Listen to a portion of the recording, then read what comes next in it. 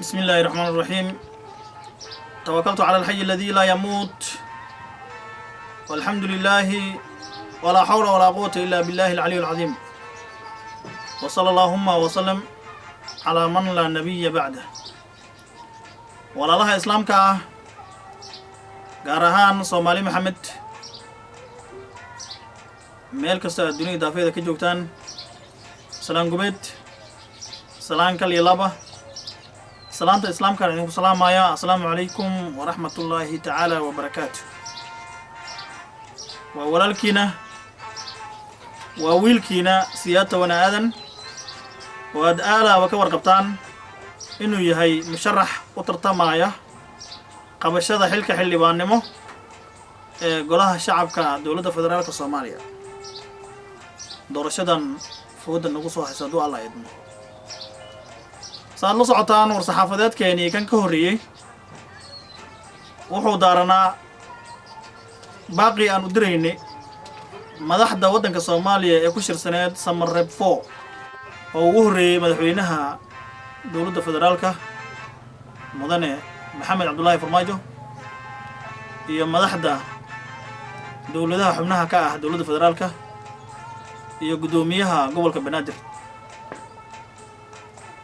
oo aan in badan ugu baaqaynay madaxda inay isu tanaasulaan inay waddanka iyo shacabka Soomaaliyeed oo muddo dheer la daala dhacay dhibaato inay u turaan. baaqas ayaan u diraynay markii madaxda ay ku shiraysay magaalada Samareeb 4. maanta war saxaafadeedkeenan wuxuu daaran yahay bogaadin. marka koowaad waxaan leeyahay waxaa mahadda dhammaanteed ay u sugnaatay Allah subxaanahu wa ta'ala oo maanta noo saqiray Soomaali inay garawsato madax iyo shacaba dagaal inuusan ahayn xal. waxaan u bogaadinayaa dhammaan intii ka qayb qaadatay xal u raadinta xaaladii kacsaneed ee waddanka ka jirtay wixii ka dambeeyay muddadii markii ay baarlamaanka xildhibaanada Soomaaliya ay muddo kordhin 2 sano ah meel mariyeen 12 bishii Abriil 2021. waxaan ugu baaqayaa dhammaan Soomaalida madax iyo shacaba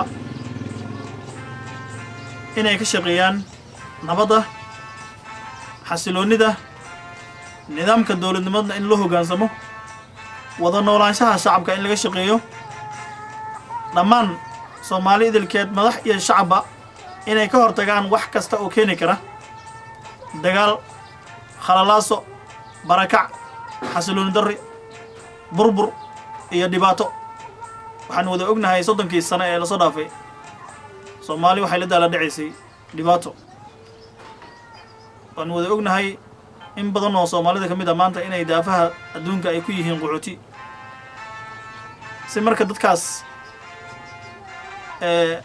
daafaha adduunka ku tabaalaysan dib ay ugu soo noqdaan waddankooda inta joogta oo ay u horeeyaan siyaasiyiinta iyo madaxda kala duwan. waxaan ugu baaqaynaa insha Allah raxmaan inay ka wada shaqeeyaan xasiloonida waddanka xasiloonida in laga wada shaqeeyo nabadda in laga shaqeeyo in la isu tanaasulo Soomaalinimada la fiiriyo wax walbana Soomaalida laga hormariyo.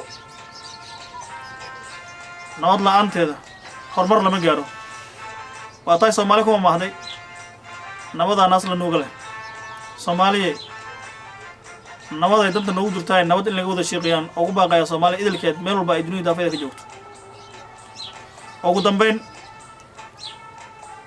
waxaan wada ognahay kulanka u dambeeyay madaxweynaha oo hortago baarlamaanka wuxuu u egmaday ra'iisul wasaaraha Maxamed Xuseen Roble iyo xukuumaddiisa inay daadihiyaan inay jiheeyaan doorashada ka dhici doonta waddanka.